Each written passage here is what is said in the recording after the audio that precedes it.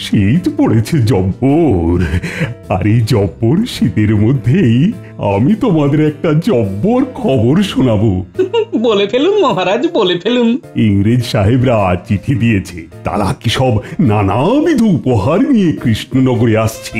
গতকাল রাতে নবাব বাহাদুর দূত পাঠিয়েছিলেন। ইংরেজরা ওদের ইংরেজি নববর্ষ এই কৃষ্ণনগরেই পালন করতে চায়। ওরা আবার সবকিছু নাকি রাতেই পালন করে। ওরা রাত 12টাকে মাথায় রেখে দিনের হিসেব করে।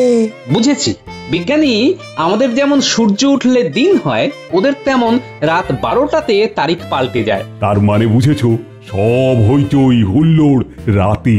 সারাটা রাত ধরে হইচই হবে। ইংরেজি নতুন বছরে মাতবো আমরা সবে। এই আনন্দ অনুষ্ঠানের একটা তালিকা প্রস্তুত করতে হবে, দায়িত্ব ভাগ করে দিতে হবে। গোপাল, তোমাকে একটু বেশি দায়িত্ব নিতে হবে। গোপালের উপর বেশি দায়িত্ব? মানে গোপালের তো উপরি আয়। না না, বেশি বাড়তে দেওয়া ঠিক নয় মহারাজ। এই ব্যাপারে আপনার সাথে আলোচনা আছে। তা বারণ করেছে কি? করো না আলোচনা। কাউকে দায়িত্ব দেওয়ার আগে শতবার ভাববেন। এটা আমাদের মতন মামুলি উৎসব নয়, এটা সাহেবদের অনুষ্ঠান। এর মর্যাদা আলাদা। যে নিজের উৎসবকে মামুলি বলে সে কোনো উৎসব পালনের যোগ্যই নয়। এটা আমার মনে হয়। এটা গোপাল ঠিক কথাই বলেছে। আমাদের উৎসব মামুলি নয়, এটা বুঝতে হবে। দেখো মন্ত্রী, কে কি দায়িত্ব নেবে তার ঘোষণা আজই করে দিচ্ছি। সভাকবি, বলুন মহারাজ, আমার কি কাজ? প্রস্তুত আমি আজ। তুমি থাকবে আপ্যায়নে। তোমার কবিতা দিয়েই অভ্যর্থনা জানানো হবে। আমি কবিতাতে ভরিয়ে দেব মহারাজ। রাজ্যের প্রশাসনের দায়িত্ব থাকবে সেনাপতির ওপর, আর মন্ত্রী নীতি নির্ধারণ করবে। গোপাল সামলাবে ভাড়ার, হয়ে গেল। আর রাজবৈদ্য সেবার দায়িত্বে থাকবে, আর বিজ্ঞানী থাকবে আমার সাথে। আজকের মতো সভার কাজ এখানেই শেষ হলো। কাল থেকে আমাদের আসন্ন উৎসবকে কেন্দ্র করে সকলে নিজ নিজ দায়িত্ব পালনে ব্রতী হবে, এই আশাটুকু আমি করব। এ আমাদের কাজ মহারাজ। দেখবেন সাহেবদের কাছে আমাদের কৃষ্ণনগরের নাম সোনার অক্ষরে লেখা থাকবে।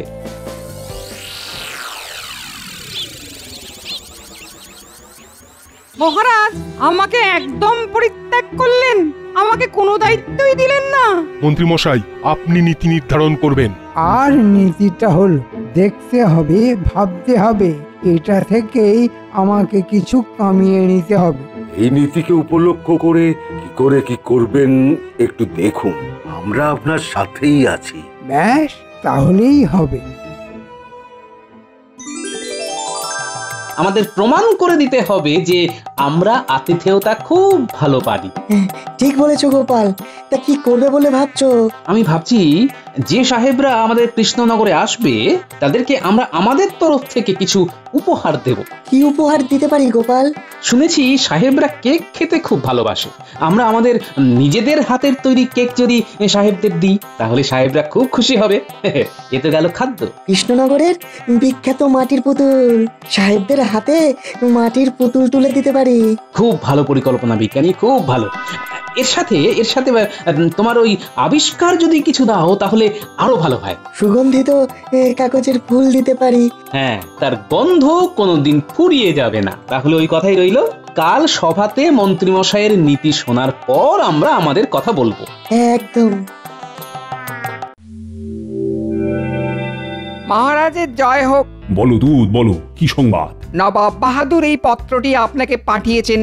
উনি জানতে চেয়েছেন যে আসন্ন ইংরেজি নববর্ষের উৎসবের জন্য মহারাজ কি রকম প্রস্তুতি নিচ্ছেন। তাহলে নবাব বাহাদুরকে একটা পত্র লিখে দিচ্ছি যে আমরা এই উৎসব আয়োজনের জন্য সমস্ত প্রস্তুতি শুরু করেছি।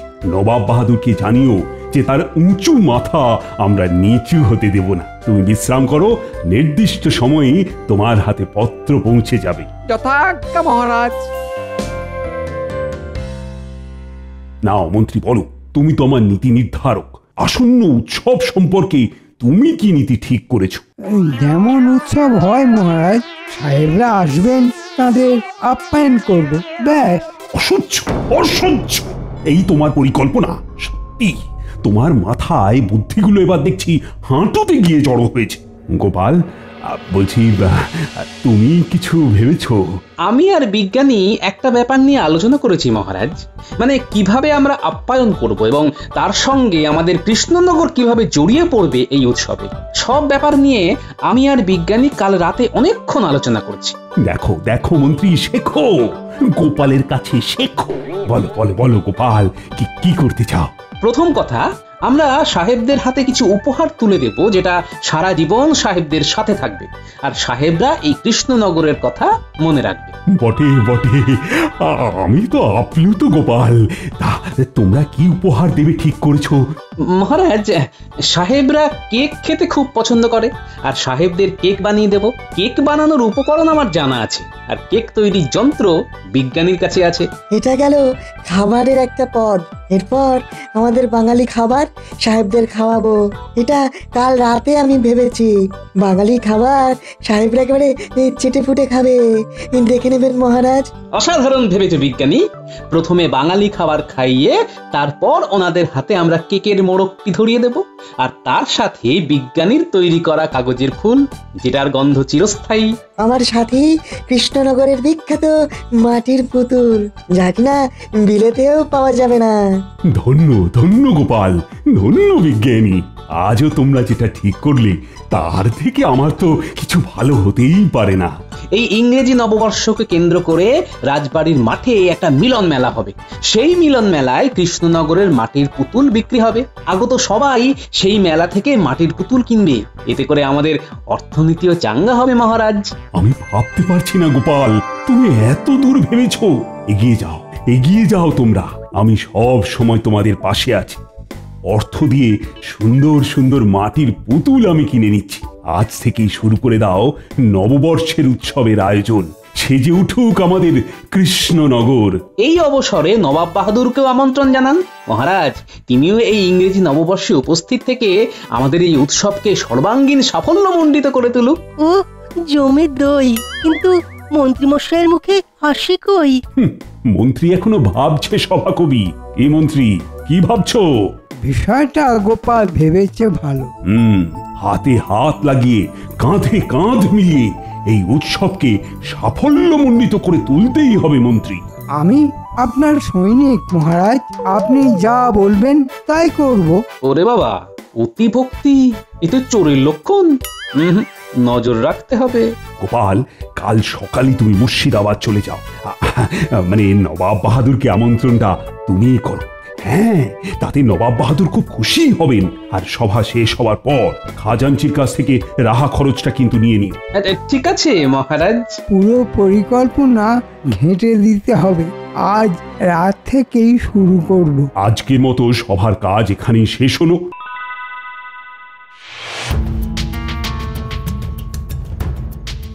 বটা ঘটা আছিস বাড়ি?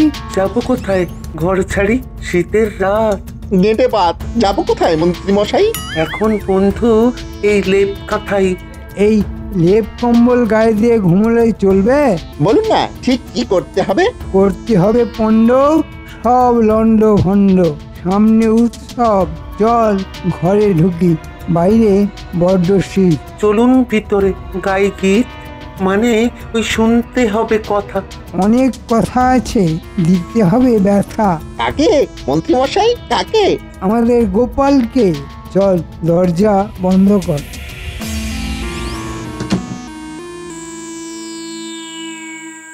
কাল সকালে উঠে তাড়াতাড়ি মুর্শিদাবাদ যেতে হবে, বুঝলে গিন্নি? হাতে এখন অনেক কাজ। বলি নবাব বাহাদুরের কাছে যেতে হবে বুঝি? হ্যাঁ, ইংরেজি নববর্ষে মহারাজের ইচ্ছে নবাব বাহাদুর যেন আসেন। আহা, যদি মেয়ে জামাইটা আসতো তাহলে এই উৎসবটা দেখতো। আমি খবর পাঠিয়ে দিয়েছি, কাল সকালে জামাই এলো বললে। মা তাই? আসবে জামাই, তাই আনন্দ দেখো, মুখে হাসি আর ধরে না। দেখো গিন্নি, আমাকে তুমি যাই ভাবো, আমি কিন্তু বছরের দিনে মেয়ে জামাইকে নিয়ে আনন্দটা উদযাপন করতেই চাই। দাও দাও দাও, তাড়াতাড়ি গরম গরম খাবার দাও দেখি, কাল সকালে আবার উঠতে হবে। এক্ষুনি দিচ্ছি গো, দিচ্ছি।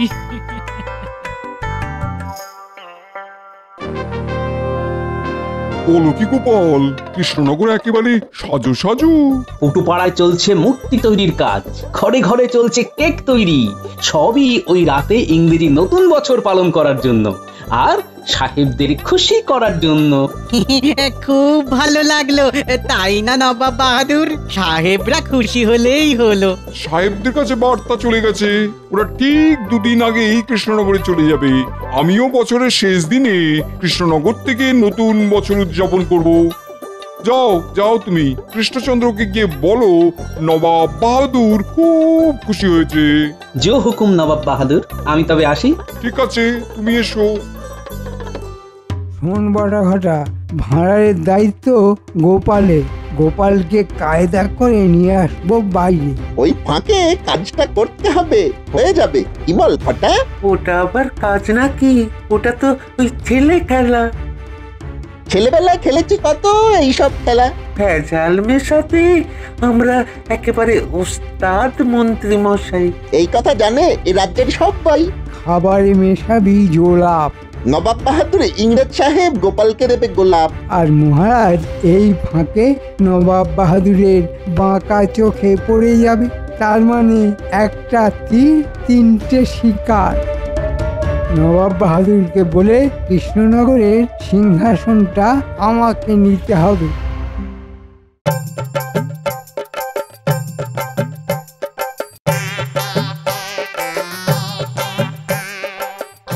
এই যে আমার বানর সেনা, সব জায়গায় ঠিকঠাক ভাবে লক্ষ্য রাখ। রাতে আতশবাজি জ্বলবে, তারপর সবাই খাবে। সাহেবরা সব এসে পড়েছে। তুমি কিচ্ছু চিন্তা করো না গোপাল দাদু, আমরা সবাই আছি। মন্ত্রী মশাইয়ের ভাবগতি মোটেই ভালো নয়, বুঝলি? ওটা আমাদের উপরে ছেড়ে দিন বাবা। মন্ত্রীমশাই আমার কাছে দোষী, আমি যে দোষী।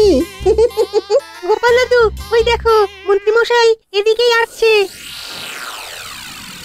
আসুন আসুন মন্ত্রী মশাই, কেমন দেখছেন এই উদ্যোগ আয়োজন?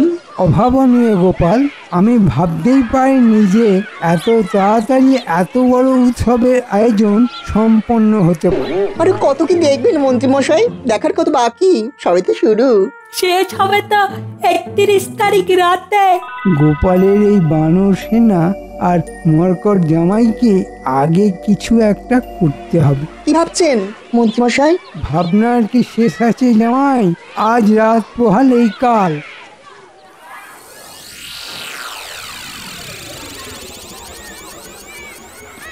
মেলা জমে উঠেছে, মাটির মূর্তির কি বিক্রি। কাল সকালে নবাব বাহাদুর আসবেন, তারপর তো মেলা জমে একদম ক্ষীর হয়ে যাবে। এই তোমাদের মেলা দেখিলাম, খুবই উৎসব মেলা। ইহা কি নিউ ইয়ার জন্য হইতেছে? হ্যাঁ সাহেব, আপনাদের জন্যই তো এই মেলার আয়োজন করেছি, নইলে আমাদের নতুন বছর বৈশাখ মাসে।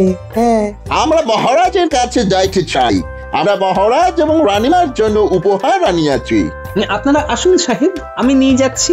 গোপাল, এটা আমার কাজ। আমি মন্ত্রী, মহারাজের কাছে আমাকে নিয়ে যেতে হয়।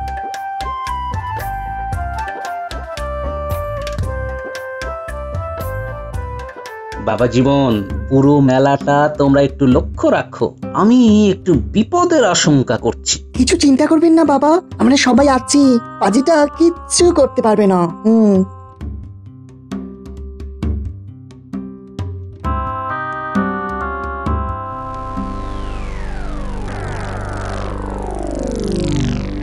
দাদা বাবু, বটা আর ঘটা দুজনে কি সব ফিস করছে। চল বটা ঘটার সঙ্গে একটু কথা বলে আসি। চল চল।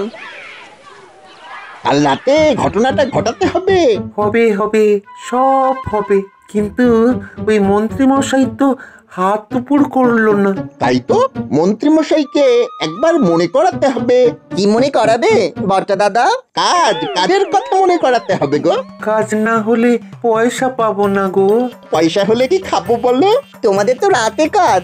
তা বটা দাদা, মন্ত্রী মশাই কি এখন তোমাদের সঙ্গে কাজ করছে? বটা বটা, এখান থেকে চল। করোনার ছল যা জানো তাই এবার বল। এই না মানে বললো, ছন্দের জন্য একটু তুই তোকারি করলাম। কিছু মনে করো না, নইলে তো চলবে শুল। হবে না কোনো ভুল। মহারাজা, এই উপহার আমাদের রানীর তরফ থেকে আপনার জন্য। কি আছে এতে? মহারাজ, এ তো ট্যাঙ্ক ঘড়ি। ধন্যবাদ ধন্যবাদ সাহেব, ধন্যবাদ। তোমাদের আর যেতে দেবো না বটে দাদা, ঘটে দাদা। ওমা কেন? আমরা কি করলাম? মহারাজকে বলে দেবো। দাও না, বলে দাও। আমরাও বলবো তোমরা দুজনে এখানে ষড়যন্ত্র করছো। মহারাজ বিশ্বাস করবেন, কারণ তোমাদের তো খুব সুনাম। বলো মন্ত্রী মশাই তোমাদের কি কাজ দিয়েছে সেটা আমাদের বলতেই হবে, নইলে দুটো হাত দিয়ে কাতুকুতু দেব। পুটি ঘিরে ধরে কাতুকুতু দে, দে দে, ভালো করে দে। কাতুকুতু দে ন্যাপলা। এই না, দাঁড়াও দাঁড়াও, ওরকম দুষ্টুমি করে না। আরে আমরা তো দুষ্টুই, তাই দুষ্টুমি করতে কোনো বাধা নেই। কি করতে এসেছিলাম রে?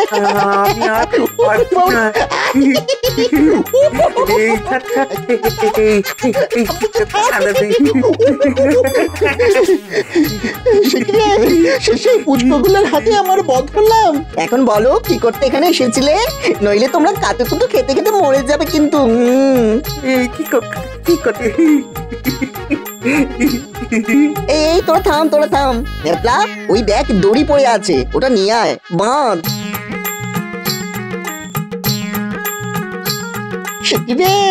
সেই পুচকে গুলোর হাতে আমরা বধ হলাম। বাধা হয়ে গেছে দাদা বাবু। বলছে যা দৌড়ে গিয়ে তোদের গোপাল দাদুকে ডেকে নিয়ে আয়। আর পুটি তোরা থামিস না, তোরা কাতুকুতু দিয়ে যা, কাতুকুতু দিয়ে যা। জোরে জোরে দে, জোরে জোরে দে। আর দিও না, আর দিও না।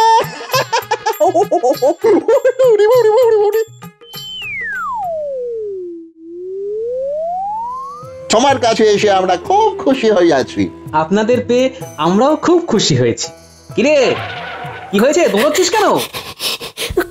গোপাল দাদু, গোপাল দাদু শিগগির এসো, বটা আর ঘটা ধরা পড়েছে, দাদা বাবুর পায়ে ধরে রয়েছে। আমরা সবাই তো কাতুকুতু দিচ্ছিলাম। সর্বনাশ! চল দেখি, চল চল চল। মহারাজ আপনিও আসুন।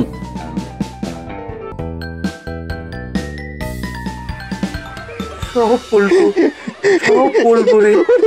থামরে, থামরে। আর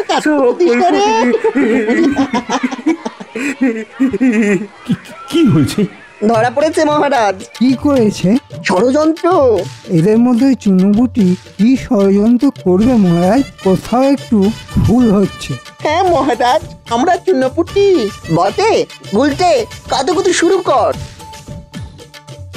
থামরে, থামরে।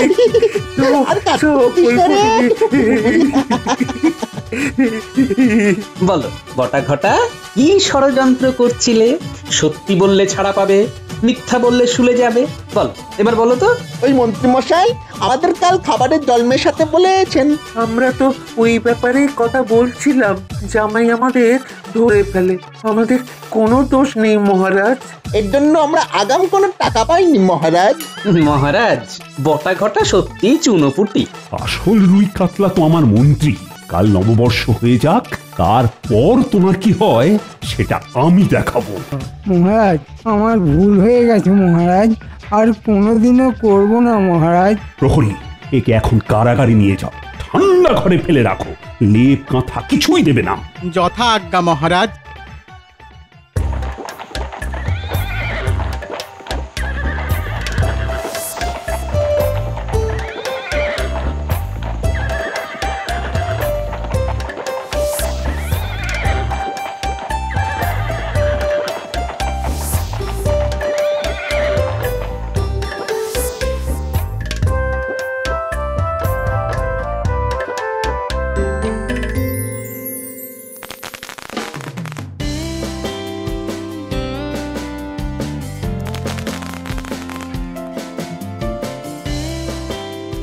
Happy new year. Happy new year মানে শুভ নববর্ষ, তাই না? ঠিক তাই। ওই দেখ, আকাশের দিকে দেখ, কি সুন্দর বাজি। এখন মিডনাইট, 31st December চলে গেল।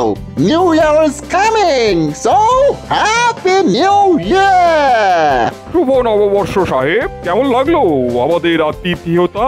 You mean hospitality? Excellent, excellent. আমরা খুব খুশি হইয়াছি, আর এই গিফট গুলো খুব সুন্দর, খুব সুন্দর। এই artificial flower amazing, really it's amazing. It also exciting. এরকম একদম রিয়েল লাগছে, মিনিয়েচার ফর্ম। কৃষ্ণচন্দ্র, মন্ত্রী কোথায়? মশা কামড়াচ্ছে রে বাবা। ওরে বাবা রে, কি শীত করছে রে বাবা। ওরে বাবা রে, কি শীত করছে। শীতে বোধ হয় এবার মরেই যাবো। ওরে বাবা রে।